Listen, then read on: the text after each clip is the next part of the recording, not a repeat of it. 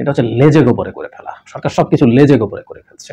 মিলিটারির প্রতি একটা সম্মান জনগণের আছে, আমি ধারণা করি এটা থাকার কথা, এবং আমি সেটা রাখতে চাই। এর একটা দেশের কোনো প্রতিষ্ঠান টিকে থাকবে না, এটা আসলে খুব দুঃখজনক হবে। এই সকল কিছুই সরকারের ভুলকে আরো বড় ভুলের দিকে নিয়ে যাচ্ছে এবং সরকারের নিজের পতন নিজে ত্বরান্বিত করছে।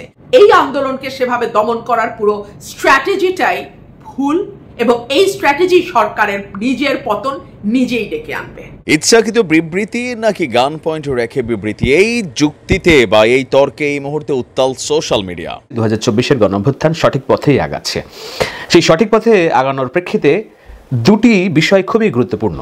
এই আলোচনা একটু বোঝানোর চেষ্টা করব যে কিভাবে আপনার পাঠানো টাকা যদি আপনি বন্ধ করেন সরকার এটাতে প্রভাব পড়বে, এবং সরকারের অর্থনৈতিক অবস্থা এখন কেমন, এবং কিভাবে এই শুধুমাত্র প্রবাসীদের ভূমিকার কারণে সরকার নথি স্বীকার করতে বাধ্য হতে পারে, তার নানান রকম দিক নির্দেশনা এবং দিক প্রবাহ। সরকার নিজেই তার নিজের পতন নিশ্চিত করতেছে, যে যখন মানুষের সময় খারাপ আসে সে পদে পদে ভুল করে। দর্শক, নিজের পতন নিজেই ডেকে এনেছে সরকার। দর্শক, ঠিক এমনই মন্তব্য করেছে ব্যারিস্টার রুমিন ফারহানা। হঠাৎ করে তিনি কেন এমন মন্তব্য করলেন সেটি আশা করছি আজকের নিউজটি সম্পূর্ণ মনোযোগ সহকারে দেখলেই বুঝতে পারবেন। এমনকি দর্শক, এরই সাথে সাথে কোঠা আন্দোলনের যে সমন্বয়করা রয়েছেন তারা কিন্তু গতকাল রাতে একটি ঘোষণা দিয়েছে যে তারা আর কোনো ধরনের আন্দোলন সংগ্রাম করবে না। কিন্তু দর্শক, এই স্ক্রিপ্ট বা তারা যেই কথাগুলো বলেছে এটা নাকি সরকার কর্তৃক নির্ধারিত করা হয়েছে। দর্শক, এমনই বলছে বিশেষজ্ঞরা, এবং এটা তারা ঠিক কিভাবে বুঝতে পেরেছে বা আসলেই ঘটনাটা ঠিক এমনই কিনা সেটিও আপনারা একটু পরেই জানতে চলেছেন। এমনকি দর্শক, এরই সাথে সাথে 1969-এ যেমন গণ অভ্যুত্থান হয়েছিল, ঠিক 2024 সালেও সেরকম গণ অভ্যুত্থান হওয়ার সম্ভাবনা আছে কিনা, বা এই আন্দোলনটাই আসলে গণ অভ্যুত্থান কিনা দর্শক সেটিও আপনারা জানতে চলেছেন। এমনকি দর্শক, এরই সাথে সাথে আমি ভিডিও শুরুতে আপনাদের আরও যেই ভিডিওগুলোর অংশবিশেষ দেখিয়ে শুরু করেছিলাম সেই ভিডিওগুলোর বিস্তারিত আলোচনা আপনারা দেখতে চলেছেন। তবে ভিডিওগুলো দেখানোর আগে বলি, যারা এখনও চ্যানেলটি সাবস্ক্রাইব করেননি সকলে চ্যানেলটি সাবস্ক্রাইব করে পাশে থাকা বেল আইকনটি বাজিয়ে দিবেন, আর যারা ইতিমধ্যেই সাবস্ক্রাইব করে রেখেছেন তাদের সকলকে অসংখ্য ধন্যবাদ। তো চলুন একটি লাইক দিয়ে আমরা ধারাবাহিকভাবে সবগুলো ভিডিওর বিস্তারিত আলোচনা দেখে আসি। গত কয়েকদিনে বাংলাদেশে যা হয়েছে সেটি বাংলাদেশের জন্মের পর তো বটেই, পাকিস্তান আমলে কিংবা ব্রিটিশ পিরিয়ডেও কখনো হয় নাই। নির্বিচারে নিজের দেশের মানুষের ন্যায্য দাবি দমন করতে সরকার বিভৎসভাবে বল প্রয়োগ করেছে। এখন এই ঘটনাগুলো আপনারা কম বেশি সকলেই জানেন, আমি সেগুলোর আর পুনরাবৃত্তি করব না। 200-র উপরে মানুষ মারা গেছে, প্রায় 10,000-এর উপরে মামলা অলরেডি দায়ের হয়েছে, কয়েক হাজার মানুষকে গ্রেপ্তার করে ফেলা হয়েছে, কয়েক হাজার মানুষ আহত হয়েছে, প্রায় 1000 খানেক মানুষ চোখে গুলি খেয়ে অন্ধ হয়ে গেছেন, এবং কয়েক হাজার মানুষ পঙ্গু হয়েছে। এই কথাগুলো সকলেই আমরা জানি। আজকে নতুন যে আপডেট আসলো সেটা হলো, যারা সমন্বয়ক আছেন আন্দোলনের তাদেরকে ডিবি অফিসে নিরাপত্তা দেওয়ার নাম করে তুলে নিয়ে যাওয়া হয়েছে, এবং তাদের একটি ছবি সামাজিক যোগাযোগ মাধ্যমে ভেসে বেড়াচ্ছে। একটি ভিডিও দেখলাম কিছু কিছু প্রাইভেট টেলিভিশন চ্যানেল প্রচার করছে, সেখানে দেখা যাচ্ছে ডিবির হারুন সাহেবের সঙ্গে বসে তারা খাওয়া দাওয়া করছেন। বলা হচ্ছে তাদেরকে নিরাপত্তার জন্য তুলে নিয়ে যাওয়া হয়েছে। আমার প্রথম প্রশ্ন, নিরাপত্তার জন্য যদি কাউকে নিরাপত্তা দিতেই হয়, তার সবচেয়ে নিরাপদ যে জায়গা সেটা তার বাড়ি, তার পরিবার, সেখানে থেকে তাকে নিরাপত্তা দিতে হবে। 1, 2 হচ্ছে, যদি সে মনে করে তার পুলিশ এসকর্ট দরকার, পুলিশ পাহারা দরকার, তাহলে সেখানে তার বাড়ি, তার যাতায়াতের জায়গায় পুলিশ এসকর্ট দেওয়া যেতে পারে। কিন্তু যদি তাকে ডিবি কার্যালয়ে নিয়ে গিয়ে নিরাপত্তার নামে আটক করে রাখা হয়, সেটা তো স্রেফ আটক, এবং তাকে আপনি অবৈধভাবে বাংলাদেশের সংবিধান এবং আইনে যা বলা আছে তার বহির্ভূতভাবে আপনি তাকে আটক করেছেন। তাকে 24 ঘন্টার মধ্যে আপনাকে কোর্টে প্রডিউস করতে হবে। যাই হোক, এই হীরক রাজার দেশে আসলে আইন কানুন সংবিধান নিয়ে কথা বলবার কিছু নাই। এখানে সরকার যা চায়, ক্ষমতাসীনরা যা চায় সেটাই আইন, সেটাই সংবিধান। সুতরাং আমি সেই দিকেও যাচ্ছি না। এই যে সমন্বয়কদের ডিবি কার্যালয়ে তুলে নিয়ে যাওয়া হলো, সেখানে আমি দেখলাম তাদেরকে লাইন ধরে বসানো হয়েছে, এবং একজন সমন্বয়ক একটি কাগজ দেখে দেখে পড়ছেন, যেখানে তিনি বলছেন অনেক প্রাণহানি হয়েছে, সার্বিক দিক বিবেচনায় তারা কর্মসূচি প্রত্যাহার করে নিচ্ছেন, আগামীতে তারা এখন এই মুহূর্তে আর কোনো কর্মসূচি দিচ্ছেন না। যেই ছেলেগুলো এত বড় আন্দোলন গড়ে তুলতে পারলো, যেই ছেলেগুলো আমরা দেখলাম মিডিয়ার সামনে অবলীলায় চমৎকারভাবে তাদের কথাগুলো গুছিয়ে বলছে, সেই ছেলেগুলোকে লাইন বাই লাইন স্ক্রিপ্টেড একটা লেখা পড়ানো হলো, এবং সরকার মনে করছে যে মানুষ সেটা বিশ্বাস করবে। এই আন্দোলনের শুরু থেকেই সরকার অনেকগুলো ভুল করেছে। সরকারের প্রথম ভুল ছিল এটিকে মনে করা যে বিএনপি জামাত বা বিরোধী দলের আন্দোলন যেভাবে শক্তি দিয়ে দমন করা যায় এই আন্দোলনকেও তারা সেভাবে দমন করতে পারবে। দুই হলো, এই আন্দোলনটি শুরু থেকেই, হ্যাঁ, কোটাকে সামনে নিয়ে আন্দোলন শুরু হয়েছে, কিন্তু এরপরে যখন এটি গণমানুষের আন্দোলনের রূপ নিয়েছে তখন কিন্তু এটি আর কোনো বিশেষ দল মত বা কোনো বিশেষ এজেন্ডা লক্ষ্য করে আন্দোলন হয়নি। প্রতিটি মানুষ, সাধারণ মানুষ তাদের দীর্ঘদিনের পুঞ্জীভূত ক্ষোভের কারণে এই আন্দোলনে যুক্ত হয়েছে। তারা দীর্ঘদিন নাগরিক হিসেবে একটা সেকেন্ড ক্লাস সিটিজেনের মতন বাংলাদেশে বাস করেছে। তারা ভোট দিতে পারে নাই, তাদেরকে দমবন্ধকর ভয়ের পরিবেশে থাকতে হয়েছে, তারা স্বাধীনভাবে কথা বলতে পারেনি, মত প্রকাশ করতে পারেনি, ফেসবুকে লিখতে পারেনি। আমরা দেখেছি বিভিন্ন সময়ে যারা সরকারি দল করেন তারা এই সাধারণ মানুষকে নানাভাবে নির্যাতন নিপীড়ন করেছেন। বিভৎসভাবে দ্রব্যমূল্যের ঊর্ধ্বগতি, সীমিত আয়, একই সঙ্গে আবার দেখা যাচ্ছে কিছু মানুষ আঙুল ফুলে কলা গাছ হয়ে গেছে। প্রধানমন্ত্রী নিজেই স্বীকার করছেন তার বাড়ির পিয়ন 400 কোটি টাকা বানিয়ে ফেলছে। এই সকল কিছুর একটা চাপা তীব্র বিদ্বেষ, ঘৃণা, ক্ষোভ মানুষের মধ্যে ছিল। সরকার সেটিকে বিরোধী দলের আন্দোলন যেভাবে দমন করে সেভাবে দমন করতে গিয়ে দ্বিতীয় ভুল করেছে। তৃতীয় যে ভুল করেছে সেটা হচ্ছে, প্রধানমন্ত্রী তো তাচ্ছিল্য করে কথা বলে বলে অভ্যস্ত। তিনি বিএনপি চেয়ারপারসনকে বলেন এতিমের টাকা মেরে খেয়েছে, তিনি ডক্টর মোহাম্মদ ইউনূসকে বলেন রক্তচোষা, সুদখোর। ঠিক সেভাবেই তিনি বলেছেন রাজা মুক্তিযোদ্ধার নাতিপুতিরা চাকরি পাবে না, তো কি রাজাকারের নাতিপুতিরা চাকরি পাবে? এই যে রাজাকার বলে গালি দেয়া, সাধারণ ছাত্রছাত্রী এটাকে নিতে পারে নাই। 4 নম্বর যে ভুল সরকার করেছে, ওবায়দুল কাদের বলেছে এই আন্দোলন দমনের জন্য ছাত্রলীগই যথেষ্ট, এবং আন্দোলন যখন শান্তিপূর্ণ ছিল, কর্মসূচি যখন শান্তিপূর্ণ ছিল, তখন বেধড়ক লাঠিচার্জ করা, মেয়েদের উপরে লাঠিচার্জ করা, ছাত্রলীগকে লেলায় দেওয়া, এই সকল কিছু আন্দোলনকে আজকে এই জায়গাতে নিয়ে এসছে। এখন সরকার উপায়ন্ত না দেখে যারা সমন্বয়ক আছে তাদেরকে ডিবি কার্যালয়ে ধরে নিয়ে গিয়ে চাপ দিয়ে একটা স্টেটমেন্ট দেওয়ার চেষ্টা করছে। আরেকটা ভুল যেটা সরকার করছে, বারবার বলছে জামাত বিএনপি এই আন্দোলনের ঘাড়ে ভর করে নাশকতা করছে, তারা সরকার পতনের আন্দোলনের দিকে যাচ্ছে।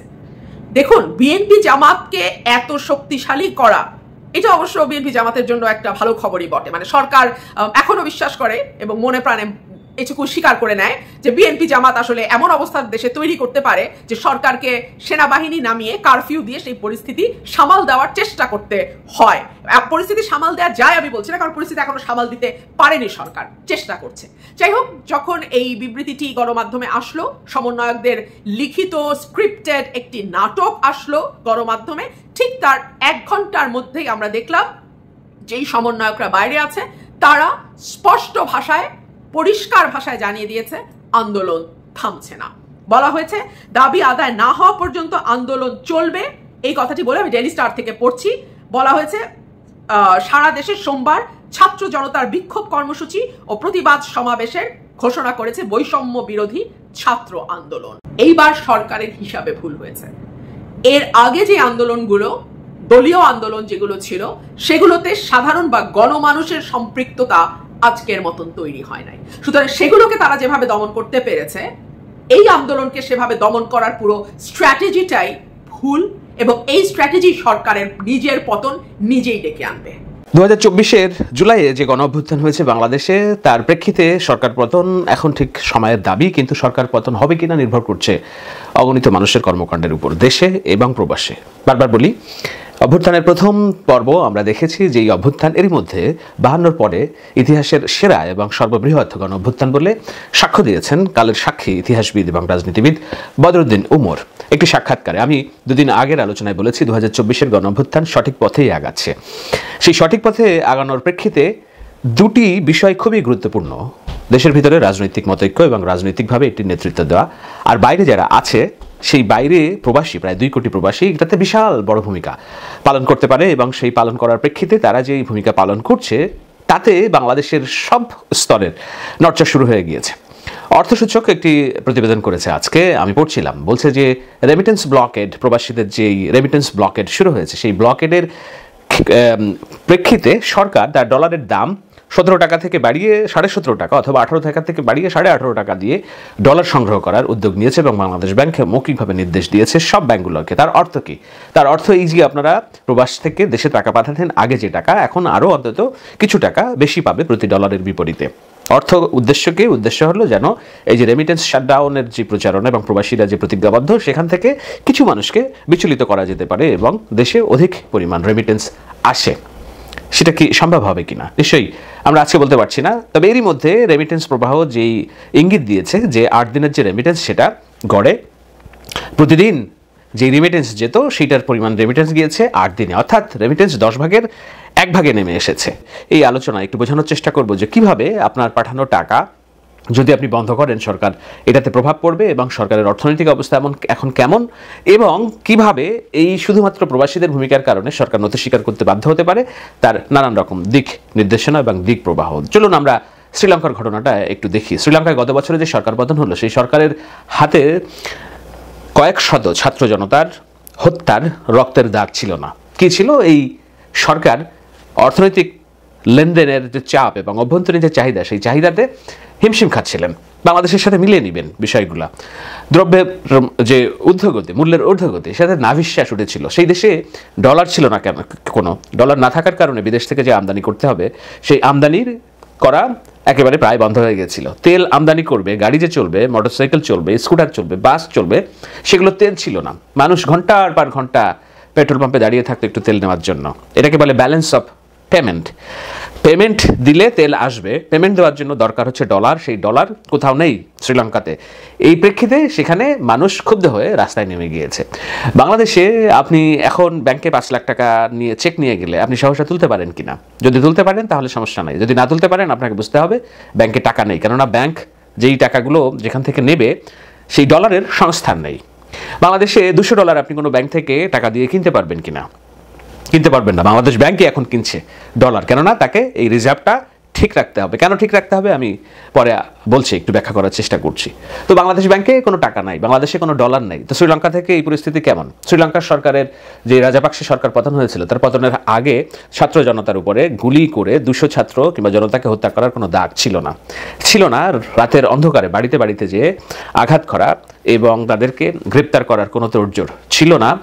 গত 4-5 দিনে গড়ে প্রায় 3000 করে ছাত্র জনতা গ্রেপ্তার হয়েছে। 1971 সালের মতো করে প্রত্যেকটা রাত্রে দরজায় ব্লক রেড দিয়ে ছাত্র আছে কিনা সেসব ছাত্র উঠাই নিয়ে যাচ্ছে। তো এই ছাত্র জনতার বেশিরভাগ মেরে ফেলছে অন্তত অর্ধসহস্রাধিক, অফিসিয়াল ফিগার বলছে 210-14 জন, এটা আরো অনেক বেশি। আর যারা এই আন্দোলনের সাথে যুক্ত ছিল তাদের হাজার হাজার জনকে ভীত সন্ত্রস্ত করে রেখেছে। তো তাদের একটা ক্ষোভ তো আছে, যেই ক্ষোভটা শ্রীলঙ্কার সরকারের ছিল না, বাংলাদেশে আছে। শ্রীলঙ্কায় ডলার সংকট ছিল, কোনো ডলার ছিল না, বাংলাদেশেও ডলার সংকট আছে। রাজাপাকসে সে সময় প্রবাসীদের কাছে করজোড়ে মিনতি করতে বাধ্য হয়েছিলেন যে আপনারা দেশে টাকা পাঠান বৈধ পথে, ব্যাংকিং চ্যানেলে। কিন্তু শ্রীলঙ্কার প্রবাসী যারা আছে তারা সে সময় একটা দেশপ্রেমের নজির স্থাপন করেছিল বলে কানাডার জাতীয় যেটি সংবাদ সংস্থা সিবিসি তারা জানিয়েছে, এবং আরও এই ধরনের সংবাদ আপনারা ঘাটতে পড়লেন। আমি কেবল কানাডার এই যে জাতীয় সংবাদ সংস্থার উদ্ধৃতিটা পড়ে আপনাদের শোনাচ্ছি, যে এখানে দেখেন স্পষ্ট করে লেখা আছে। বলছে যে রাজাপাকসে সরকার বিবৃতি করে করজোরে মিনতি করেছিল প্রবাসীদেরকে টাকা পাঠানোর জন্য, কিন্তু প্রবাসীরা একজোট হয়ে তারা প্রায় 6 মাস একেবারে ন্যূনতম প্রয়োজন ছাড়া দেশে টাকা পাঠানো বন্ধ রাখে। তার প্রেক্ষিতে দেশে যে ডলার সংকট সেটা এত মহিরুকু আকার ধারণ করে যে রাজাপাকসের আর নিয়ন্ত্রণের বাইরে চলে যায়। তারপরে রাজাপাকসের যেসব মন্ত্রী আছে আজকের পরলোক কিংবা ওবায়দুল কাদেরের মতো, শেখ হাসিনার মন্ত্রী, এদেরকে মেরে পিটিয়ে এবং তাদের প্যান্ট খুলে রাস্তা দিয়ে হাঁটতে আমরা দেখেছি সে সময়। আজকে শ্রীলঙ্কা 1 বছরের মধ্যে ঘুরে দাঁড়িয়েছে, নতুন সরকারের অধীনে অর্থনীতি চাঙ্গা এবং ফরেন রিজার্ভ রেকর্ড পরিমাণ। তো বাংলাদেশে এখন আসুন যে গণ অভ্যুত্থানের দ্বিতীয় পর্বে আপনার ভূমিকাটা কিভাবে কাজে আসতে পারে, এবং যারা বারবার বলছে যে এই গণ অভ্যুত্থানের পরিণতি কি কিংবা এটাতে সরকার পতন হবে কিনা, আমি স্পষ্ট, আমার ভিতরে কোনো সন্দেহ বিশ্বাস নেই যে যদি অর্থনৈতিকভাবে পঙ্গু করা যায়, স্পষ্ট করে বলছি যদি, কেননা আমি গণক নই, আমি ভবিষ্যৎ বলতে পারি না, কিন্তু আমি ইন্ডিকেটর বলে দিতে পারি, যদি অর্থনৈতিকভাবে পঙ্গু করা যায় শেখ হাসিনাকে, যেই পঙ্গুত্ব বরণের মধ্যে এরই মধ্যে শেখ হাসিনা ঢুকে পড়েছেন, তাহলে শেখ হাসিনার আয়ু আর 3 থেকে 6 মাস সর্বোচ্চ, এর মধ্যে তাকে নথি স্বীকার করতে বাধ্য হতে হবে। দর্শক, আমি আশা করছি আপনারা সকলেই অত্যন্ত মনোযোগ সহকারে সবগুলো ভিডিওই দেখেছেন। এমনকি দর্শক, যদি এই ভিডিওগুলো সম্পর্কে আপনাদের কোনো মতামত থেকে থাকে তাহলে তো অবশ্যই জানাবেন। দর্শক, নিউজটি শেষ করছি এখানেই, ফিরছি পরবর্তী নিউজে নতুন কোনো টপিকে। আল্লাহ হাফেজ।